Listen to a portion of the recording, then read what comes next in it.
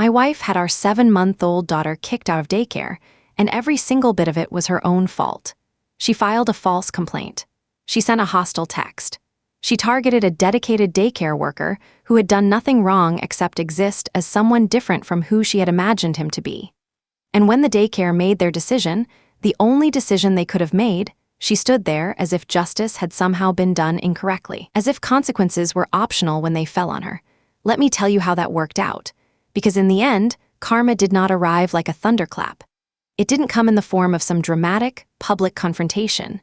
It arrived quietly, in the form of 20 extra minutes every single morning and a very simple, very fair question she could not answer without admitting what she'd done. Here's what I want you to understand before we get into it. The person at the center of this story, Sam, the daycare worker my wife decided was a problem, never did a single thing wrong. Not one. My wife had praised Sam for months. Sam was her favorite. By her own repeated description, Sam was the most communicative, most thorough, most reassuring presence in our daughter's daily care. And then she learned one piece of information she had simply never thought to verify, and everything she had built up about Sam collapsed. Not because Sam changed, because her assumption had been wrong, and instead of adjusting the assumption, she went to war with reality. Let me take you back to where this started because the details matter here.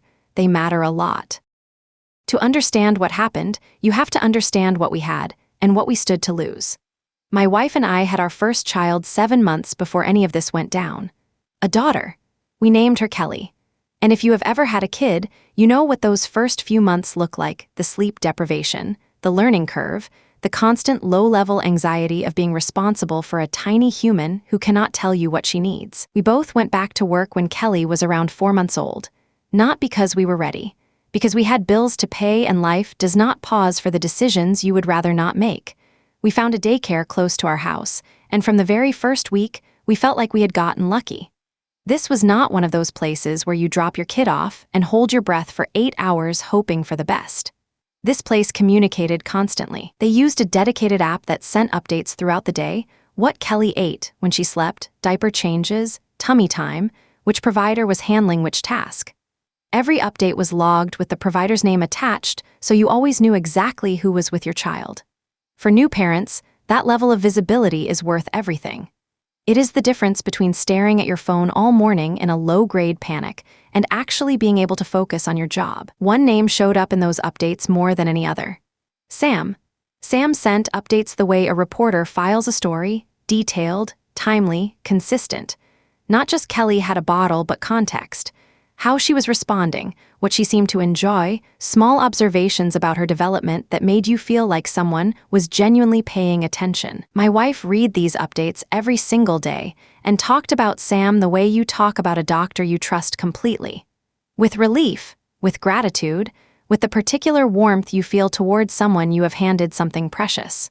Here is where the setup matters, because the setup is where everything went quietly wrong. My schedule is more flexible in the mornings than my wife's, so from day one, I was the one doing the drop-offs. I would bundle Kelly up, drive to the daycare, hand her off, exchange a few words with whoever was on shift, and head to work. My wife handled pickups in the evenings. The split worked fine. We barely thought about it. What it meant, practically, was that my wife and I had developed completely different relationships with the daycare staff. I had seen Sam every single morning for months. He worked the morning shift exclusively. We had built the easy, low-stakes familiarity that develops naturally when you see someone at the same time every day: brief conversations about Kelly's week, her sleep patterns, what was on the schedule for the day. He was exactly what you want from a daycare worker: professional, reliable, genuinely engaged with the kids in his care. And he was clearly a man, not in any ambiguous sense, just a man named Sam who was very good at his job. My wife had never met him, not in person. She only knew Sam through the app, a name on a screen, a consistent voice of reassurance arriving in text form multiple times each morning. And somewhere in those months of reading his updates, she had constructed a mental image of who Sam was. Gender included. An image built entirely from tone and warmth and nothing else. She had assumed Sam was a woman. She was certain of it, the way you are certain of things you have never been given any reason to question. She had built a trusted, appreciated version of Sam in her head, and that version was female. Nothing had corrected that assumption because nothing had ever challenged it. Not until the morning her schedule changed. About a month before all of this came to a head, something shifted in our routine. My wife had a scheduling conflict one morning, a meeting moved, something changed at her office, and for the first time since Kelly had started daycare, she was the one doing the drop-off. I was not thinking much about it, just a simple schedule swap. Normal. She walked into that daycare and came face to face with Sam for the first time. Sam, exactly as I had always known him, a man. Perfectly warm, perfectly professional. He probably greeted her the same way he greeted me every single morning. Took Kelly from her, said something reassuring about the day ahead, gave a quick overview of what was on the schedule. Just Sam being Sam, doing what he had always done. When my wife came home that evening, she told me she was shocked. I remember being genuinely confused by that word. I asked her what the problem was. She said she'd had no idea Sam was a man. I told her I had been dropping Kelly off with Sam every morning for months. I genuinely thought she knew. She said she had always assumed Sam was a woman from the texts. I said okay, and Sam being a man changes what exactly? She did not have a direct answer. She kept circling back to how surprised she was, how she hadn't expected it, how she just hadn't realized. I want to be honest about something. That evening, I did not fully understand the magnitude of what was coming. I thought it was a moment of mild disorientation that would pass in a day or two. People have assumptions corrected all the time. It does not have to mean anything. I told myself she would process it and move on. That was my mistake. Because over the following days, the tone of how she talked about Sam changed, and not in a direction I could have prepared for. Let me ask you something. If you had praised your doctor for months, loved her thoroughness, her communication, her care, and then discovered your doctor was a man when you had assumed a woman, would you fire the doctor? Would you start auditing every prescription they had ever written? Would you file a complaint with the medical board? Of course you wouldn't, because the competence of the doctor has not changed. The only thing that shifted was an assumption you had been carrying quietly, without verification, for months. You would adjust the assumption and move on. That is not what happened here.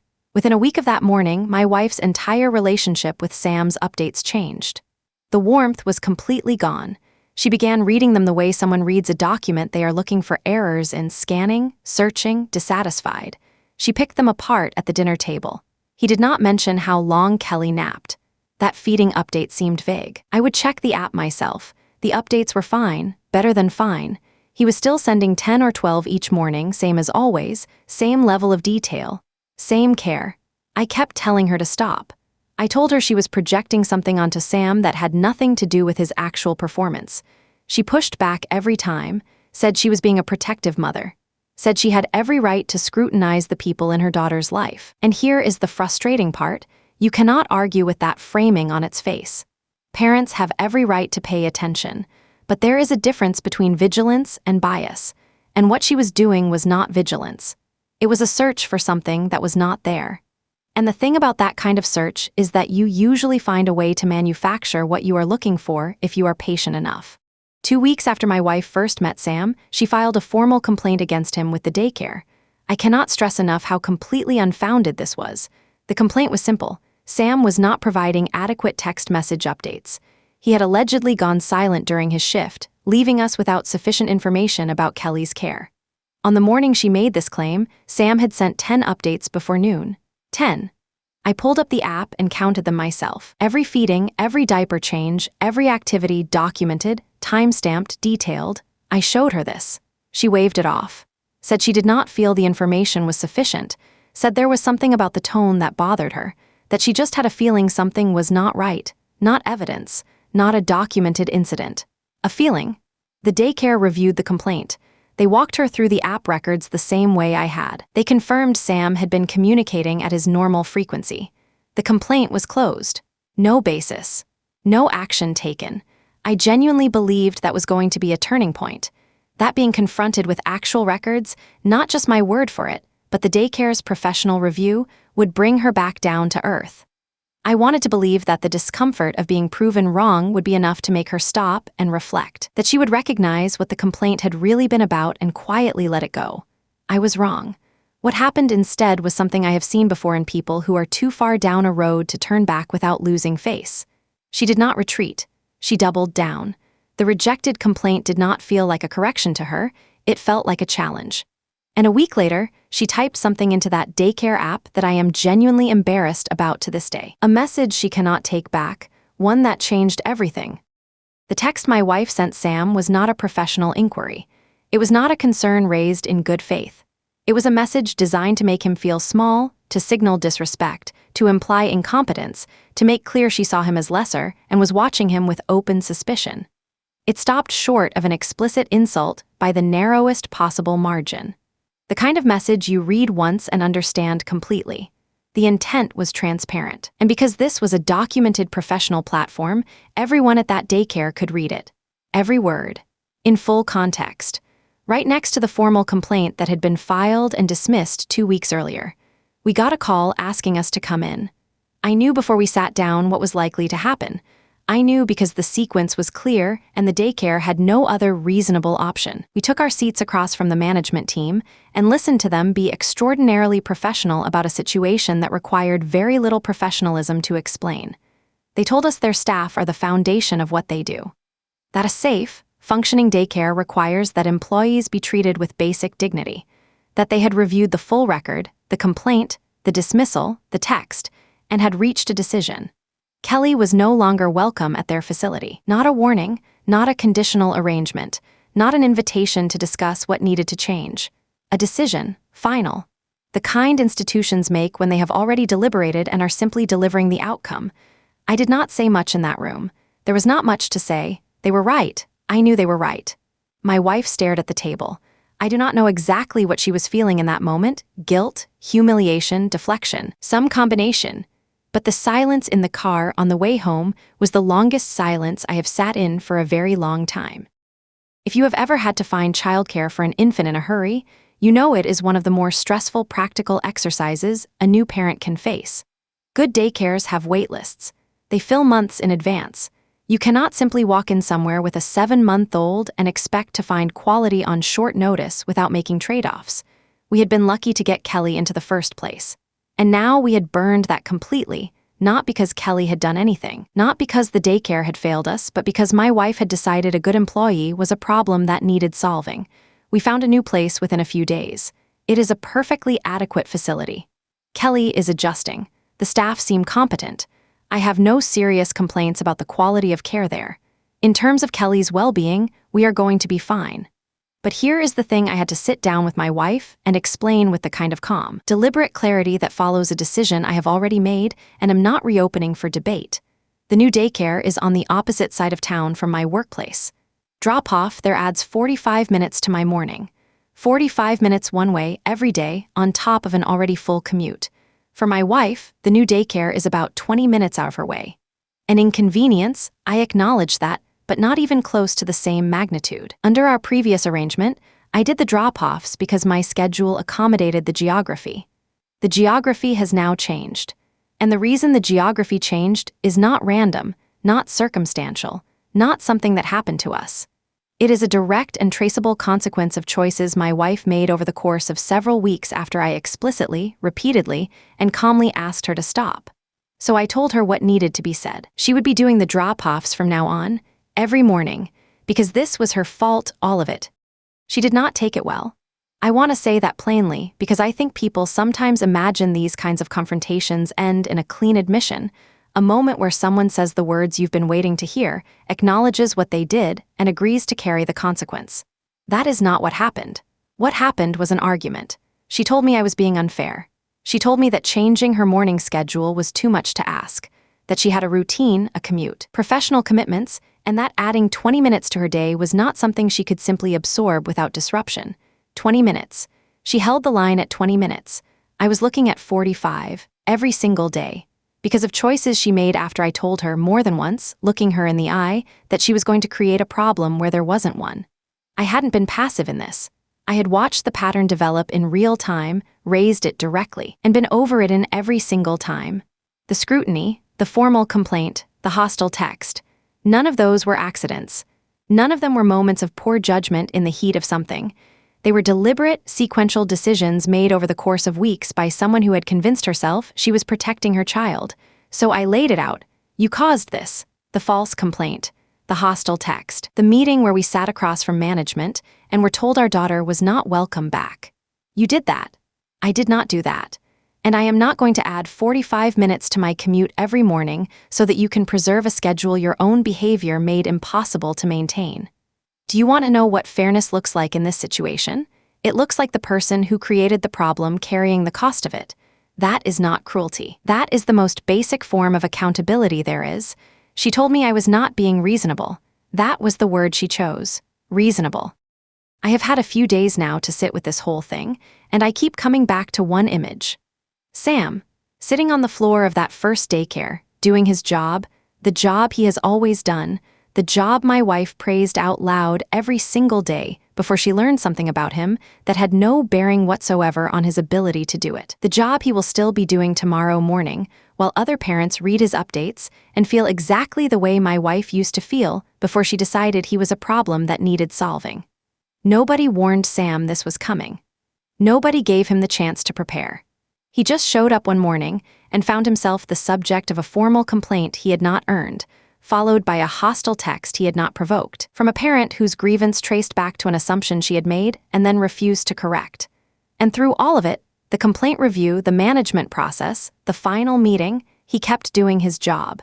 He handled it with more professionalism than most people would have managed, and he came out the other side with his position intact, his reputation intact, and his morning routine completely undisturbed. My wife, meanwhile, now drives 20 minutes out of her way each morning, every day, to drop off the daughter she was supposedly protecting. I think about that word a lot. Protecting. She really believed it. That is the part that is hardest to make sense of, honestly, not the bias itself, which unfortunately is not uncommon, but the absolute certainty with which she dressed it up as something noble, as if the thing threatening our daughter was a man named Sam who sent more daycare updates than anyone else on staff. She is doing the drop-offs. That has not changed.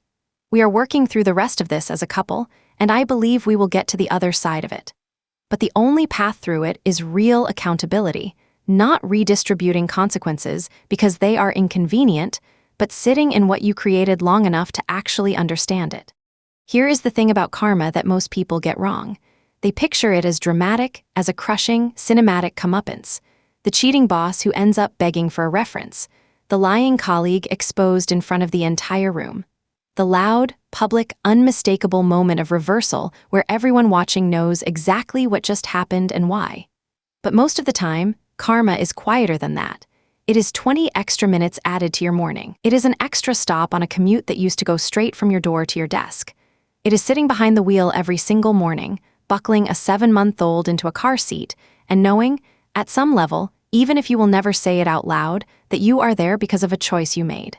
Sam is still at that first daycare, still sending his 10 updates before noon, still making other parents feel like their kids are in good hands because they are. He was always one of the good ones. My wife knew that for months before she decided he wasn't. And the most complete irony in this entire story is that the person who suffered least from her bias was Sam himself. He kept his job. He kept his reputation. He kept doing exactly what he had always been doing. The two people who paid a price were Kelly, who had to adjust to a new environment entirely, and my wife, who added 20 minutes to her morning and gained a daily, quiet reminder that consequences follow choices whether you accept responsibility for them or not.